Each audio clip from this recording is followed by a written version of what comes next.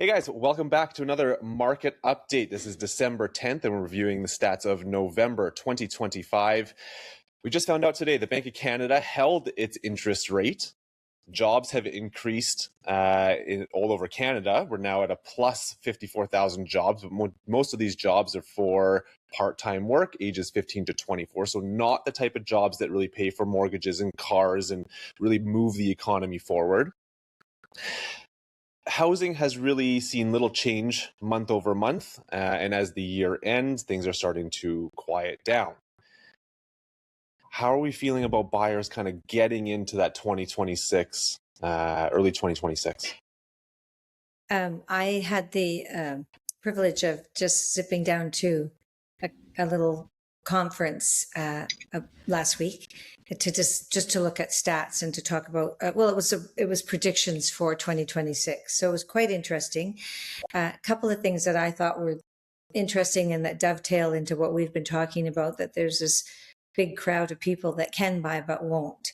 And the first thing that kind of surprised me is the average age for a first-time buyer now is 40 years old. So that generation of 30s are holding off, and that's comes through over and over and over again. We've talked about that before.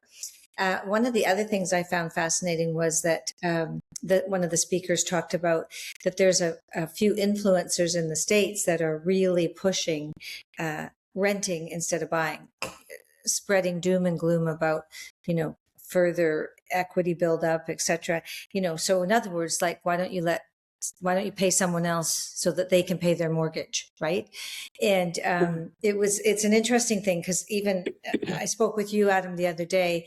You're a relatively new buyer. You bought in, I don't know, 6 or 7 years ago, and what we talked about in terms of the equity that you amassed as a result of that very sound decision, blows the idea of not buying right out of the water. But we sat down with a buyer the other day who said much the same thing. And so people are cautious, and for reasons of, how the message is spread. So we've got to take our job more seriously and remind people that it's a good idea to buy, and it's not for the short term, it's for the long term. It's for savings.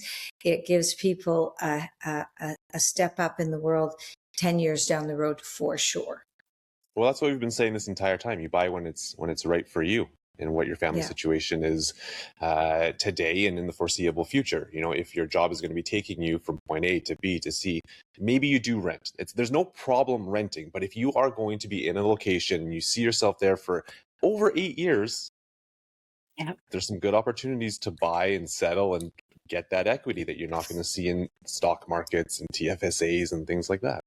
As we're looking at the sales this month, sales were just under 1,900. It's about a 15% decrease from November last year, still 20% below the seasonal average. And I know, Patti, you're going to talk to me about artificial markets that we went through in about that 2021 year. Month over month, as anticipated, sales are down. It's that time of year. So month over month, we're down 18%. So I'm not too worried about the numbers going into winter. In a second, let me know if you guys think I should reframe my mindset. But my question for you guys, are buyers waiting for further affordability, and are they waiting for more certainty? Do you want to go, Jen? Well, I think everyone would love a little more certainty in all walks of life. We have seen some of our buyers come off the fence who had been waiting. They had been prepared, and they did make purchases last month. And then I'm working with a particular buyer who we are going to still consider purchasing even right before Christmas. But the likelihood of her purchase, it's more likely a January purchase, but she's just on the cusp of it. So, because she's just started to look. So, buyers, of course, are looking for more certainty, but it's like we said, when it adds up, it adds up. And this woman is a perfect example of what Patti was talking about. She understands that long-term renting is not going to, she'll end up with kind of nothing at the end. And that's what we need to help, today's buyer understand, that you'll never end up with nothing at the end. You'll end up with equity at the end. And, this is how you really solidify your financial future. And to your point, Adam, about an artificial market. So we have been through several years where people believed that there was that the housing market was the stock market. You know, we buy in, we buy out, we sell, we buy, we sell, we buy, we're making money.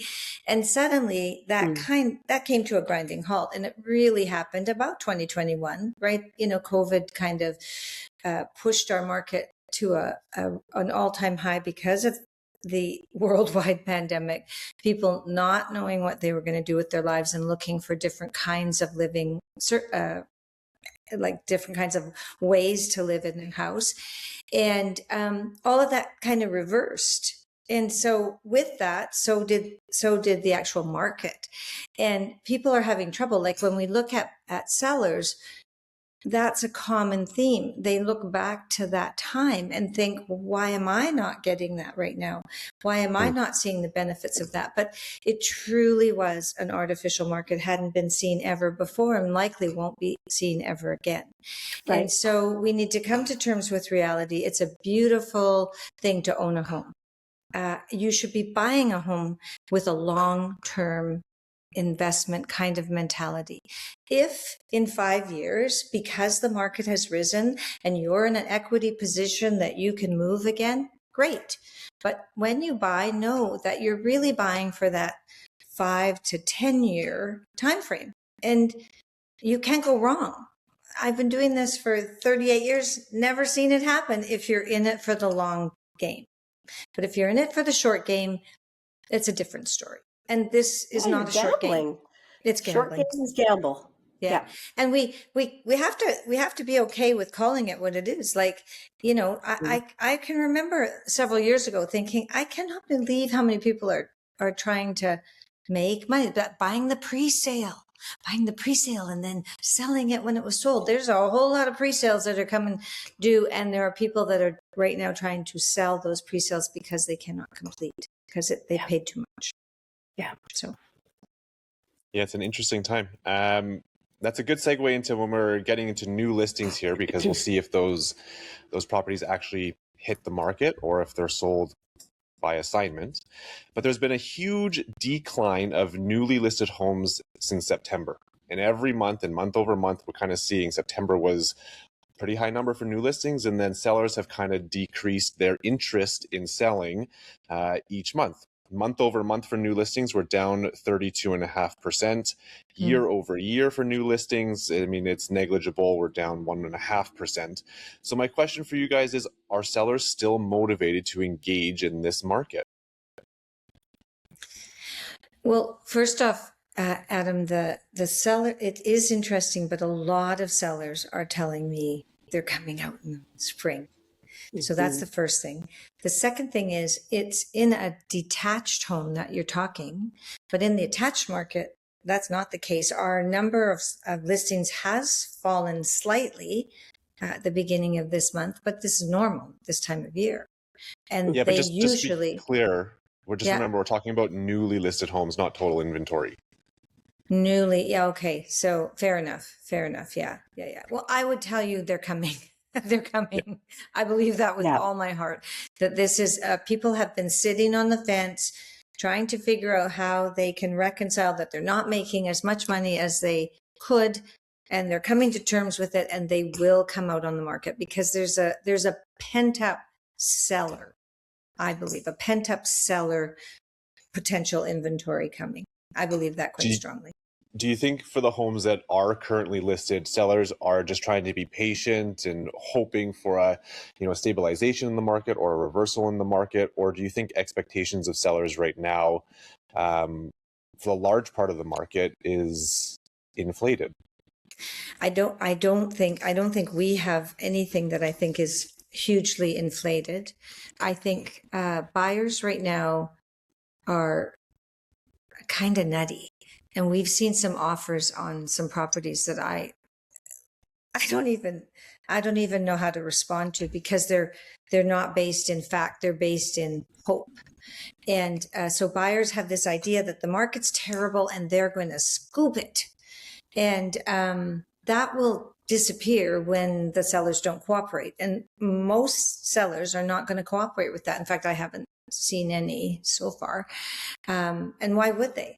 Like, people are kind of being silly. The buyers are being silly right now based on what they're reading, and the sellers have staying power. So it'll sort itself out as it always does. I think that's the key there that you just said. Sellers have staying power, because the way I correlate this is that back in 2021, when the market was taking off, buyers are paying future pricing for the home to get it, and they're bidding, and it's multiple offers. Now the reverse is happening, where they want to pay a future price for the home, right? Maybe just a little too low, and sellers are like, their idea of what that future price is hugely ambitious. That's a nice way of putting it. Yeah. Moving on to total inventory, aside from a blip in August to September, inventory has been dropping since June. Month over month, we are down 10%, and we are actually an increase in inventory year over year of about 14.5%. Right now, 15,150 listings on the market. Mm-hmm. How might the spring market look if inventory kind of remains high through the winter? So it's going to be really interesting to see what happens if inventory remains high in the spring. I think that this will put downward pressure on pricing. And it's not going to put downward pressure on pricing to the point that it's like, oh my gosh, look at all these super bargains. We're talking 1 or 2% difference. It's just a nice opportunity for buyers. But assets are assets. They hold their value. Land holds its value. Homes that have been well maintained hold their value. So what will it mean for the spring? It will mean a market that is balanced, maybe tipping toward buyers if that inventory remains high. But really, it just means lots of good opportunity for people to make a good investment. Yeah. And to your point, Jen, so the inventory might stay high, but it might not be inventory you want to buy. Yes. So it's really important. Like, houses are not, they're not cookie cutter here. Yeah, they're not all the same. I'm going to put, this is exactly what I want. And could you just make it for me? That's not how it works. No. So if the pricing and your idea of a downward pressure on price slightly is what the prediction was at the summit that I was at. But the important part of that was it was less than 3%. And so exactly. If you don't find the house you want, it doesn't really matter. And a 2 or 3% swing in anything is minimal. So if there's something that's available for you that you love, for heaven's sakes, try to buy it, because this is the best time that any buyer has had for a very long time. And as far as sellers go, take a look at what it was pre-2019 and use that as your benchmark, not 2021, because it was an artificial market. We are absolutely positive that it will not happen again. And it just confuses sellers in terms of what their property value is. And it shouldn't be taken into account. Yeah. We're talking about pricing, and we have borrowing costs that are likely to remain steady throughout next year. Yes. Where do you think that next uptick in buyer demand will come from? And then we can talk about how that'll kind of correlate into future pricing. But where's that next uptick in buyer demand? Yeah, the next uptick in buyer demand is going to be through families, through parents that have believed in purchasing real estate as a good long-term investment, and they assist their kids in getting into the market. That's my belief. I mean, there will be the unicorns of people that don't have that family help, that band together with, say, a sibling or something like that, and they buy a home that allows 2 people to live in, or something along those lines. But it'll be somebody that the next tick will be, hey, this is now an opportunity. The market has stabilized. We're not in this rising market that we've seen for the last 10 years. Now is my time. I'm going to get in, and then I'm going to hold it for the long term. This is where I'm going to live. I'm going to set myself up with a job. I'm going to set myself up and create a family. They're going to go to these schools, all that kind of stuff. That's the next thing, I think. It'll be probably kind of interfamily that'll be the uptick. I don't see the foreign buyer ban going away. It's not going away anytime soon. I believe it's January 1st, 2027. It'll be revisited. So, we've got some time before there's an outside influence to affect the market. Right. And I think we are committed to doing a better job of helping our families understand that, because again, back to if your adult child is looking to get in, it's the time.